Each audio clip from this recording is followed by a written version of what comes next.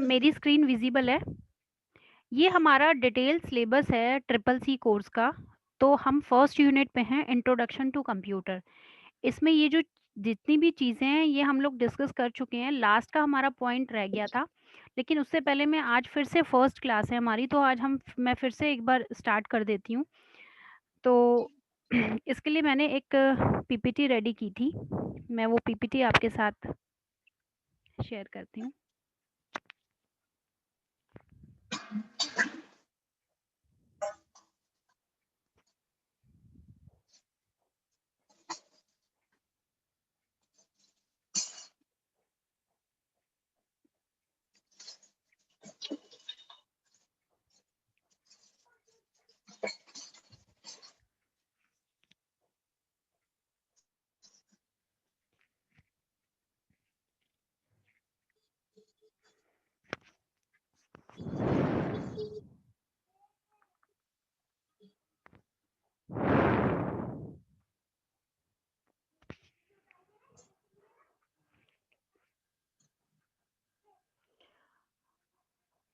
First slide है हमारी, what is computer.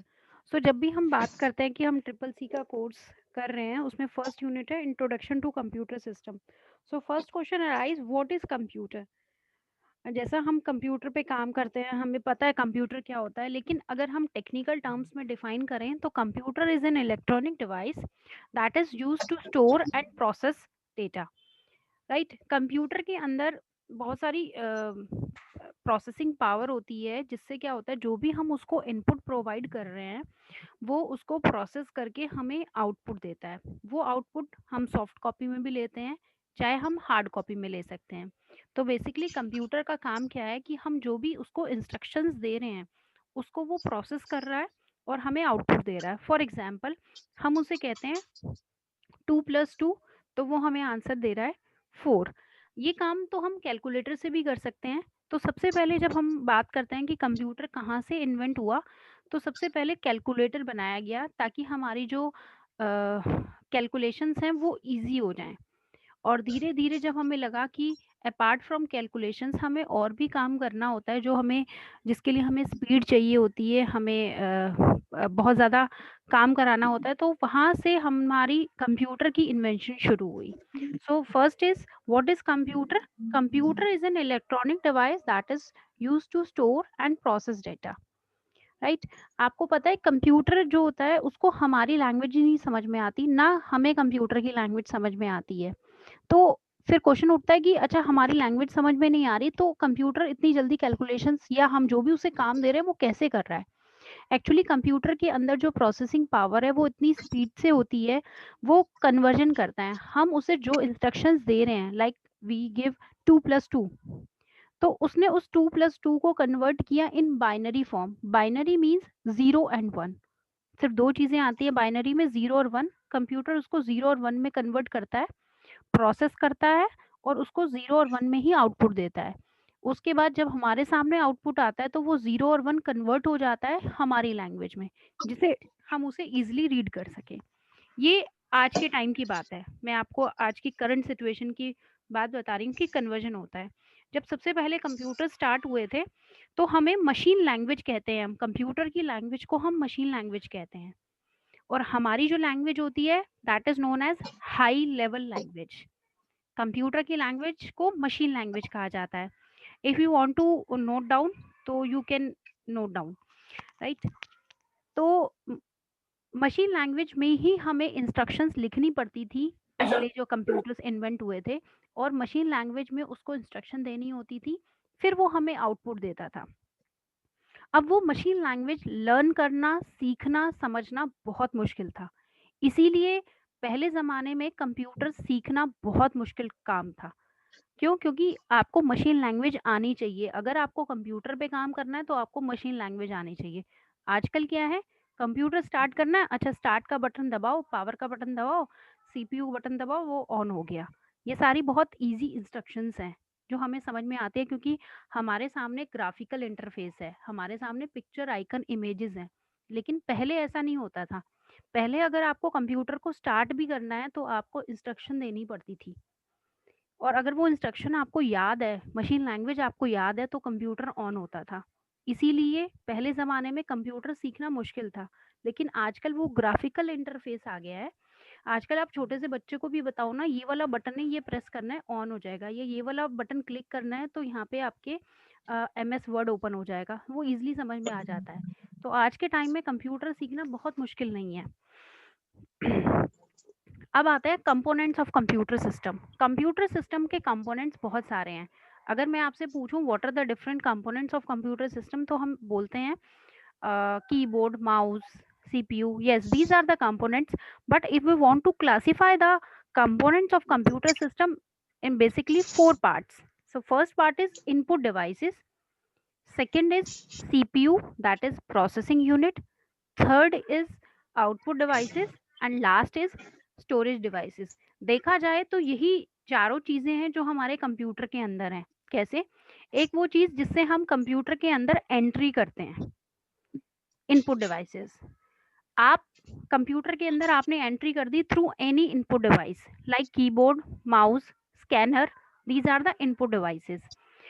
Input हो गया, इनपुट होने के बाद आपने जो उसको इंस्ट्रक्शन दी, उसको प्रोसेस भी तो करना है। उसको प्रोसेसिंग के लिए हमारे पास है CPU. CPU stand for central processing unit. CPU के अंदर हमारे पास दो यूनिट्स होती हैं जो बेसिकली काम करती हैं। First one is ALU.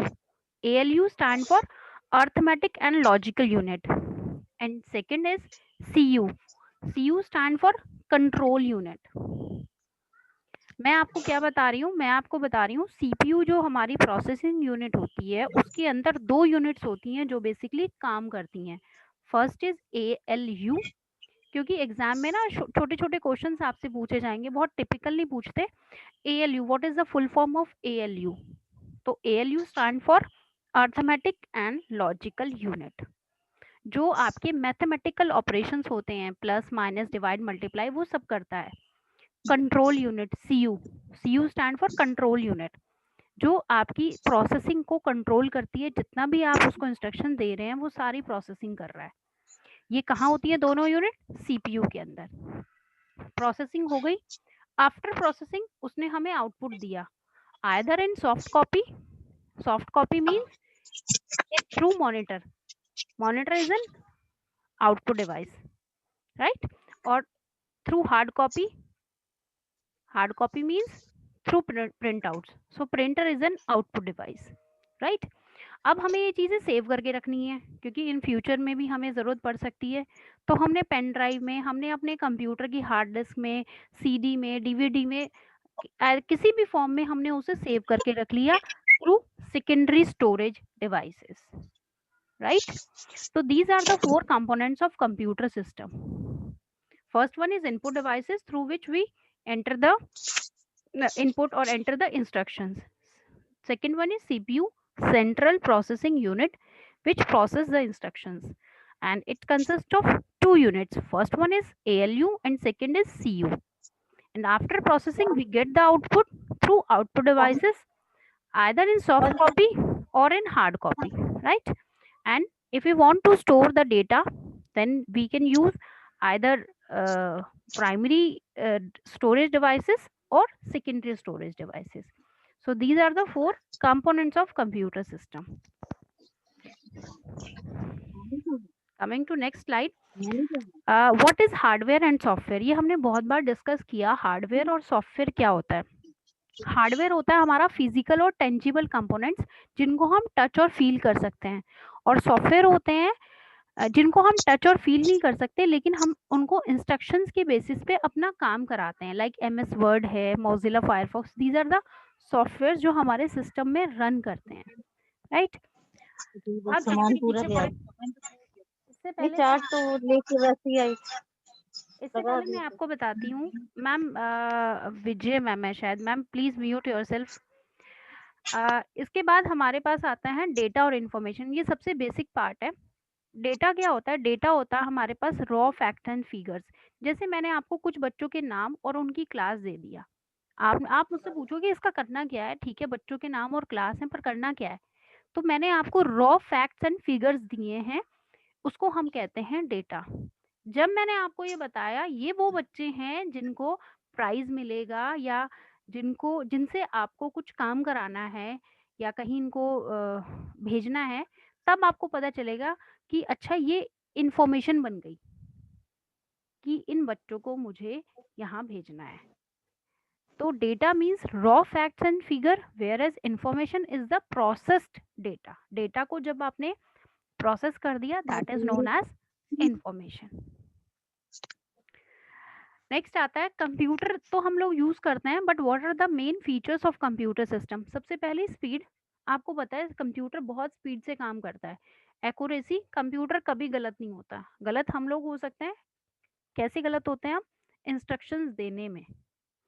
हमें 2+2 करना था और गलती से हमने इंस्ट्रक्शन में प्लस की जगह ना मल्टीप्लाई लगा दिया, आंसर गलत आ गया।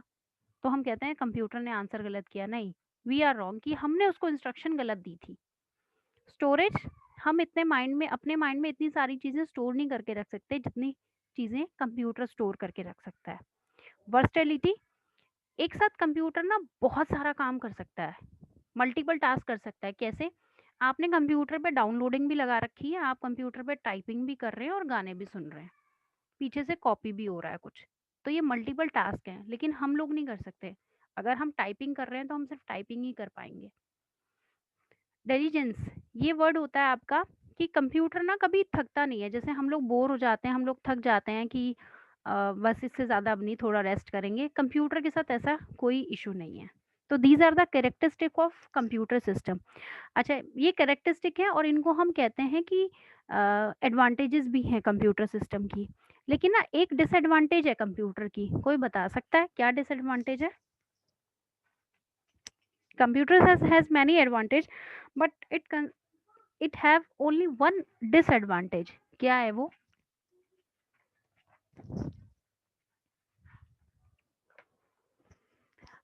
कंप्यूटर की ना आईक्यू लेवल जो है वो 0 है। थिंकिंग पावर नहीं है उसमें, डिसीजन मेकिंग कैपेबिलिटी नहीं है उसमें। आप उसे जैसी इंस्ट्रक्शंस देंगे ना वो वैसी वैसे ही काम करेगा। अगर आपने उसको सही इंस्ट्रक्शन दी है वो सही से काम करेगा, वो खुद डिसीजन नहीं ले सकता कि ये गलत इंस्ट्रक्शन है। ये उसमें सबसे बड़ी कमी है, या हम कह सकते हैं लिमिटेशन है उसकी। राइट। अब हमने कुछ हिस्ट्री पढ़ी थी उस दिन, कंप्यूटर्स की हिस्ट्री, कि पहले कौन सा कंप्यूटर आया, फिर कौन सा आया। ये सारी चीज़ें हमने उस दिन डिस्कस की थी। ये वाला कंसेप्ट जो है ये आपको सिर्फ एक बार रीडिंग करना है, पढ़ना है। बेसिक जो समझने वाली चीज़ें थी वो मैंने आपको करा दी। और एक चीज़ और मैं आपको आज इनपुट डिवाइसेस और आउटपुट डिवाइसेस करा देती हूँ, वो उस दिन हमने नहीं करा था।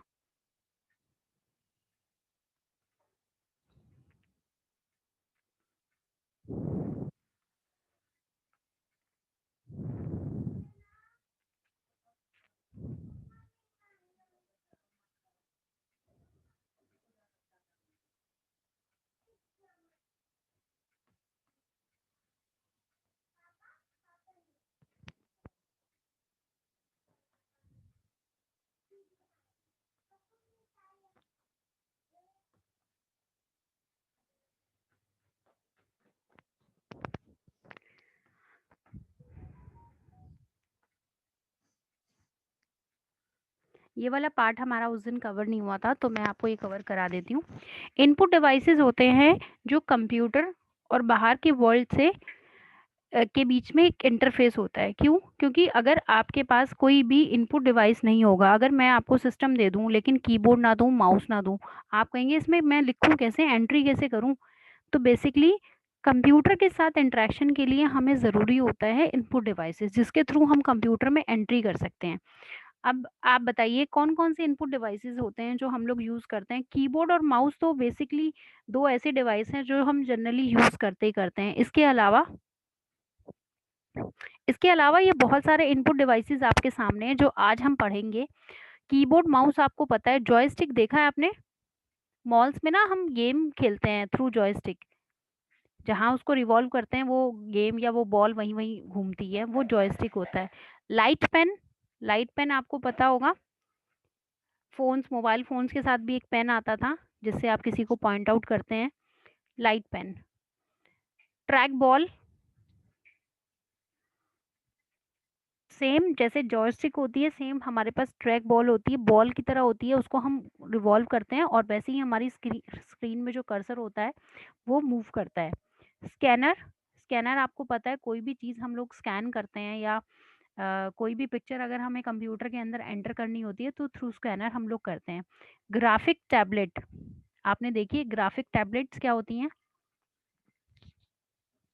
अभी आगे आता है, मैं बताती हूँ। माइक्रोफोन, हमारी वॉइस अंदर जाती है कंप्यूटर के, जो हम आजकल अपने मोबाइल्स में हम यूज़ करते हैं ना, गूगल में हम वॉइस सर्च करते हैं, वो आपका माइक्रोफोन के थ्रू आपकी आवाज़ जा रही है कंप्यूटर के अंदर। एक जो मोस्ट इम्पॉर्टेंट टॉपिक्स हैं इसमें इनपुट डिवाइसेस में, MICR, OCR एंड OMR और एक बार कोड रीडर। ये सारी चीज़ें आपने यूज़ की हैं, आप डे टू डे लाइफ में इनको देखते हैं, लेकिन इनका नाम या इनके टेक्निकल जो टर्म्स है वो आज हम सीखेंगे। MICR stand for magnetic ink card reader. ये कहाँ यूज़ होता है, कहाँ देखा है आपने, कोई एक्सप्लेन कर सकता है? कोई भी? बैंक में वो जो चेक बुक होती है साइड में एग्जैक्टली हमारे। Ma'am, very good. ये जो हमारे पास बैंक में ये सबसे ज़्यादा जो सॉफ्ट ये इनपुट डिवाइस है ये बैंक्स में यूज़ होता है। हमारी जो चेक बुक होती है उसमें नीचे एक चेक नंबर लिखा होता है, आप उसको किसी भी मतलब सेम राइटिंग में सेम पेन से आप उसका कोई भी नंबर चेंज कर लीजिए, जब आप उसे बैंक में लेके जाएंगे तो वो इनपुट डिवाइस उसको रीड ही नहीं करेगा। क्यों? क्योंकि उसमें एक स्पेशल टाइप की इंक यूज़ होती है जो बैंक वाले यूज़ करते हैं और वो इंक हमारे पास नहीं होती, और ये डिवाइस, ये इनपुट डिवाइस उसी इंक को रीड करता है। राइट, अब मैं आपको दिखाती हूँ, अभी नीचे आएगा। शुरू करते हैं। सबसे पहला कीबोर्ड। कीबोर्ड आपको पता है हम लोग जिससे इनपुट प्रोवाइड करते हैं, आपको पता है कीबोर्ड में बहुत सारी चीज़ें होती हैं। एक होती है हमारे पास टाइपिंग कीज़ होती हैं, कुछ न्यूमेरिक कीज़ होती हैं, कुछ फंक्शन की होती हैं, एरो की होती हैं, ये सब आपको पता है कौन सी चीज़ कहाँ होती है? नहीं, जितना F1, हमें सीखना है अपने आप सीख लेंगे। हमें टेबल बनाना है, हमको सीधा टेबल बनाना सिखाओ। पर F1, F2, F3, F4 ये जो है ये हमारी फंक्शंस कीज़ हैं। उसके बाद हमारे पास न्यूमेरिक कीज़ हैं, देन हमारे पास पर एक बात सुनो, अल्फ़ाबेट। अचानक से अगर दोस्त पूछ ले F9 किस लिए होता है, हम तो नहीं बता पाएंगे। वही तो। मैम एफ हाँ, मैम मैम मैम मैम ये जो कीज़ होती हैं ये इसीलिए आपको बताई जा रही हैं, ये सारे आपको एक डॉक्यूमेंट में मैं आपको बना के सेंड कर दूंगी, क्योंकि एग्जाम पॉइंट ऑफ व्यू से नहीं ये देखो, इम्पोर्टेंट है। प्रैक्टिकल और थ्योरी दो चीजें होती है। हाँ जी। प्रैक्टिकल हर एक को आता है, बहुत लोगों को आता है, हाँ जी, पर थ्योरी थ्योरी हमें नहीं आती है। जो इसीलिए। हाँ, जो सुनो सुनो, जो उसने क्वेश्चंस पूछे थे, वो जो MCQ जो क्वेश्चंस कर रही थी वो, हाँ जी, तो मैं तो आंसर दे ही नहीं पा रही थी उसके।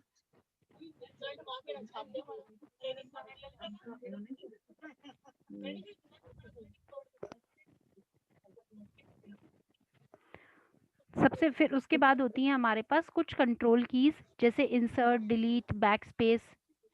ये सारे आपको पता है कि हम किस लिए यूज़ करते हैं।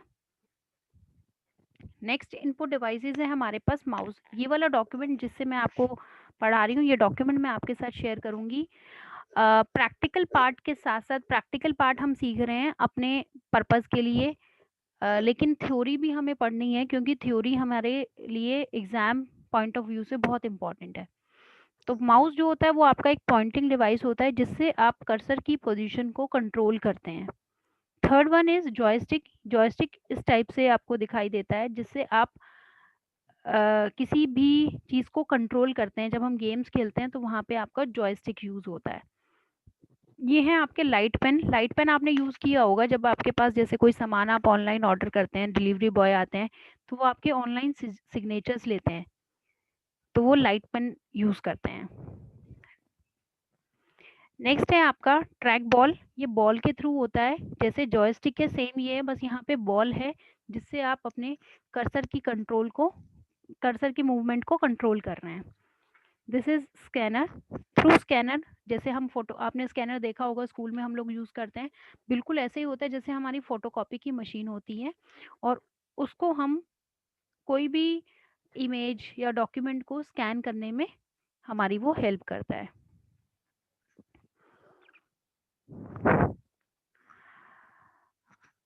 Digitiser, this is known as graphic tablets. जब आपके पास ना यहाँ पे एक छोटी सी टैबलेट टाइप से होता है जिसमें आप ड्रॉ करते हैं। आपने देखा होगा बहुत सारे जो आर्टिस्ट होते हैं वो इसमें ड्रॉ करते हैं और आपकी स्क्रीन पे वो ड्राइंग दिखाई देती है। ये कहाँ यूज़ होता है? जब हमें ग्राफ्स बनाना होता है मैथ में, हम जब ग्राफ्स बनाते हैं या किसी कंपनी का प्रॉफिट एंड लॉस का हम कुछ एक्यूरेट ग्राफ बना रहे हैं, तो वहाँ पे आपको ग्राफिक टैबलेट्स यूज़ होती हैं वहाँ पे। माइक्रोफोन जिसके थ्रू हमारी वॉइस कंप्यूटर के अंदर जाती है। ये होता है आपका MICR, magnetic ink card reader, जो आपकी बैंक्स में यूज़ होता है। चेक बुक्स में आपकी स्पेशल टाइप की इंक जो होती है उसे रीड करता है। ये होता है हमारा optical card reader. Optical card reader क्या होता है?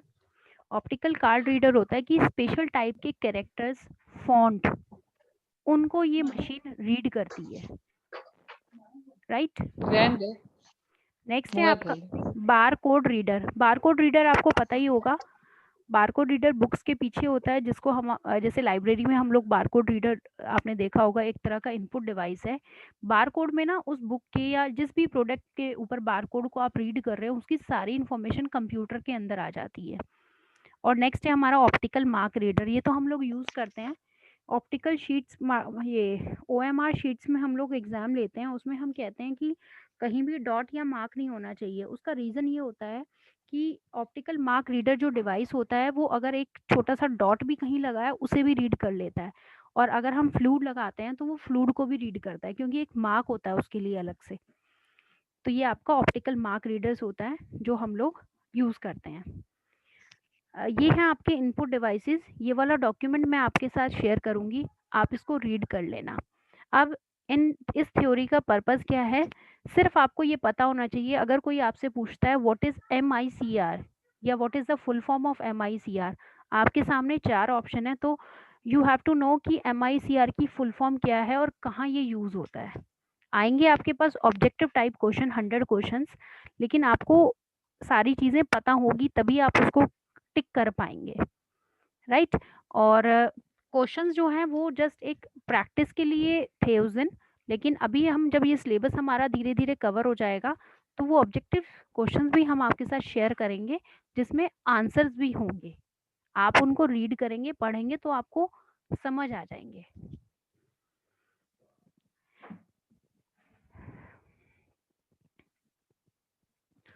इसके बाद हमारे सिर्फ कुछ आउटपुट डिवाइसेस और हैं जो मैं आपको बता देती हूँ।